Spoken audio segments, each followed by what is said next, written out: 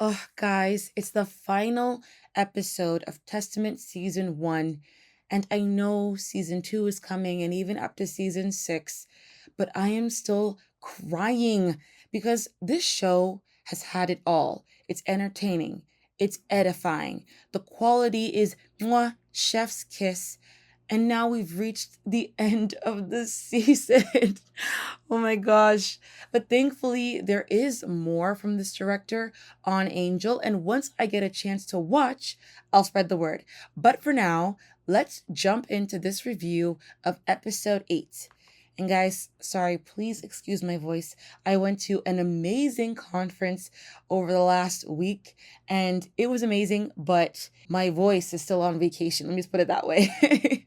Now you guys know that I love substance and Testament has been giving it to us back to back to back, and this episode is no exception. So these are some lines that really got my attention. When Saul is talking to Caiaphas after he's burned down the HQ of the believers, and Caiaphas is saying, "Look, I'm good. I'm fine. Those believers are out of the city, so I'm good. I have no more complaints about them. Join the Sanhedrin, enjoy the seat, and let's move on with our lives." Saul immediately responds to Caiaphas with all due respect, "Wake up." And that really got my attention because Saul is incredibly intelligent. So he knows how deep this faith is and how fast and far it's spreading. He recognizes this because, like I said before in a previous review of a previous episode, Saul can feel the cracks of the truth of this gospel on the door to his heart, but he's constantly fighting it. So seeing them, even though they're dispersing and they've been fractured, now they're in parts, not together as a whole anymore, he still sees them as a threat. And why? Because he can sense the truth. He's seeing the fruit of the true vine. He knows that what he's experienced, even in a small dose, can change the world, which is part of the reason why he's been obsessing about it from the start. He knows there's some semblance of truth in there. Something in there is true. But in his mind, this new thing does not align with the old that he believes. And like somebody said in the comments for episode 7, the more his beliefs are rattled and challenged, the more he tries to fight against it, even though he's seeing it but not really perceiving it. He's hearing it but not really understanding it. The truth is, it's still affecting him in some kind of way. And this is where the monologue at the end kind of sealed it for me, especially when the camera kind of rotates around Saul during it, evoking this idea that Saul has this twisted kind of thinking. During that monologue, Stephen is talking about how people did not expect Jesus and the way that he came, and that's why they did not recognize him. So if they did not expect or recognize Jesus, they have no idea what's coming from these believers. Unless, as he goes on to say, and I'm going to be paraphrasing here, unless they expect us to turn the world upside down. If they do, they're closer to the truth than they think. And this is a direct hit at many, but especially Saul, because it reveals why Saul won't stop, but it also foretells what we're going to see soon. Saul is incredibly close to the truth, and eventually he's going to have an encounter that doesn't make the decision for him, but I think will break open that wall to his heart, and he will make the decision to eventually follow Christ. So just 2 words, but a lot of meaning and power in that. Another line that got my attention was when Rosh asks Mary, "When will somebody tell me what's going on?" And Mary says, "When you ask." And this instantly brought me back to when Jesus said, "Those who do not have, even what they have will be taken from them. But those who have, more will be given." It's an explanation of what happens when people close off or harden their hearts to the truth about Jesus and his kingdom. And again, this is what's happening to Saul, because he goes from trusting his teacher will handle whatever is going on to becoming a one-man rampage, running through the church of Jesus Christ, intending to spill blood left, right, and center. When you're ready to hear it, you'll hear it. When you're ready to soften your heart, the message will come to you. I just thought that Mary's response was wisdom. She didn't immediately offer a Bible study because she knew where Rosh's heart was at. She knew that he was not ready to hear it, even though, again, it's right in front of him. Now, I have to give flowers to the actors, but I also have to give flowers to the writers, the director, everyone on the back end that was a part of putting the show together, because there was really a platform that was created for these actors to really shine. Now, moving on to these actors. Oh my gosh, flowers to Caiaphas, played by Gary Oliver, Saul, played by Eben Figueredo, and Gamaliel, played by Stewart Scudamore. I'm so sorry for the butchering of any names. I also have a hard last name, so I understand, but I was looking to figure out how to say some of these names, and bruh, it's hard to find them, but I still have to give you your flowers, so I had to just take the leap.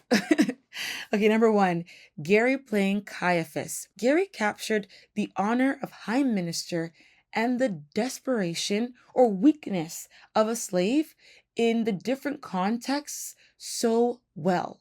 The disparity between how the people treat him as high minister versus how the Imperium, how Pilate treats him was felt perfectly. Apart from that, Gary's whole body language all season long has given Caiaphas on level 100. I just love how he moves with authority, confidence, yet in the scenes where he needs to be a bit more humble or he seems a bit more embarrassed, he's able to portray that so well. Moving on now to Eben.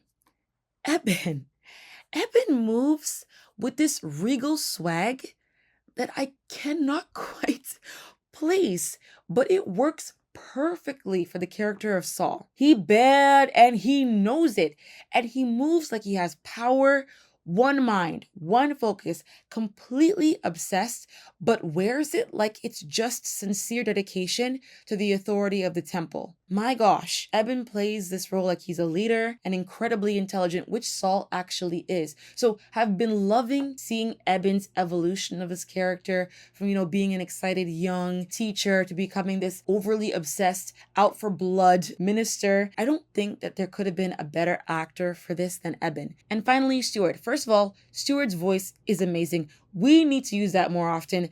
That voice is gold. Loved it when he kind of narrated at the back things that were going on, or when you just heard his lines in the background.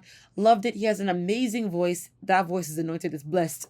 But besides that, he is the embodiment of calm, wisdom, and thoughtfulness. He did not do a lot in this episode, but the scenes he was in wrapped up how I felt about his acting this season. So thanks for that, Stewart. The way you carried Gamaliel walking along that line between what the temple and what the Sanhedrin believes and what these believers believe was clear and impactful. Now for season 2, expectations and things that I just need to see. First thing I need to see is what happens with Gamaliel. He's free now to investigate this faith even more. So what's he gonna do? Where will he go? What's he gonna find out?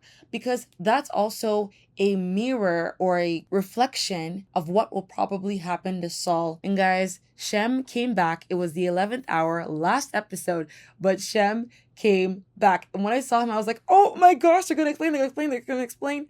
I'm so excited for this. So second thing I need to know is, who is Oren? Is Dana one of many? I'm trying to figure all this out. I just need to know this in season 2. My expectation, well, I was expecting that we were going to hit the road to Damascus in episode 8. I was wrong. So I expect that season 2 will cover Acts 8 verse 3 to 13 verse 3.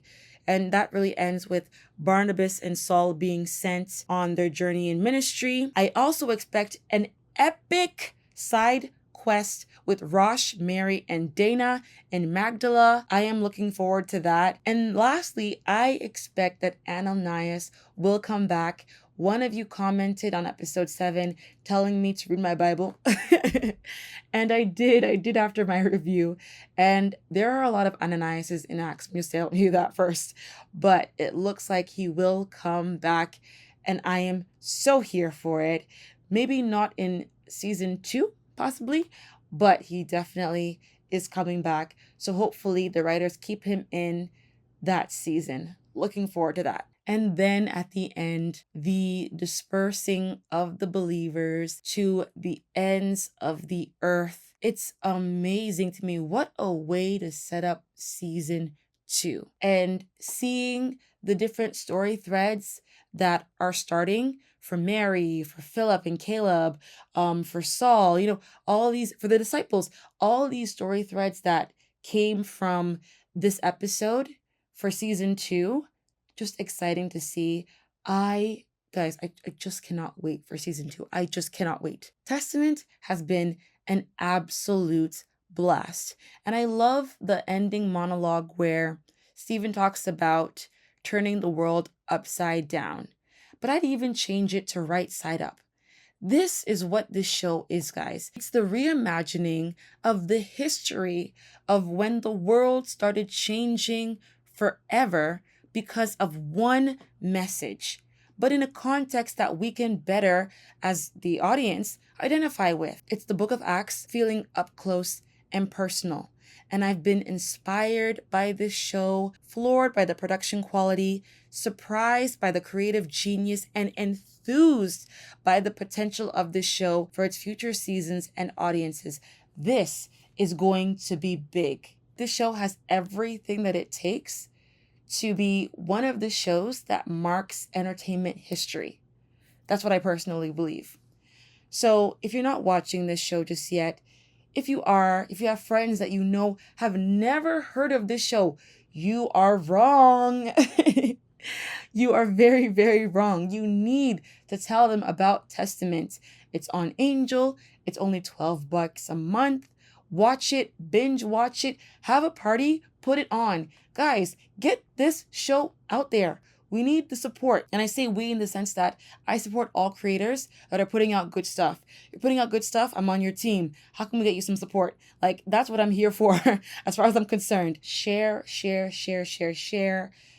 It would be amazing to be able to secure the 6 seasons. I don't know if they're doing fundraising. I think they are kind of-ish, but it sounds like they're more doing it through the pay it forward model on Angel. So it would be great to make sure that they have the funding for all 6 seasons of this show, to make sure that all of these actors are booked and busy, okay? Because it really wouldn't be that fantastic to lose Saul to a for sure multi-season show that's not Testament, because they're actors, they're contract workers. They can't tie themselves to a project that isn't 100% greenlit. So they have to go on to the next one. So it would not be great if he was busy and couldn't come back to play Saul for the next seasons, right? So whatever we can do, guys, let's do it. This show must go on. So that is my final review of Testament. Let me know what you thought about the whole show, or even just this episode, in the comment section down below. And I will be back again, hopefully with a fully recovered voice, in another video. Bye.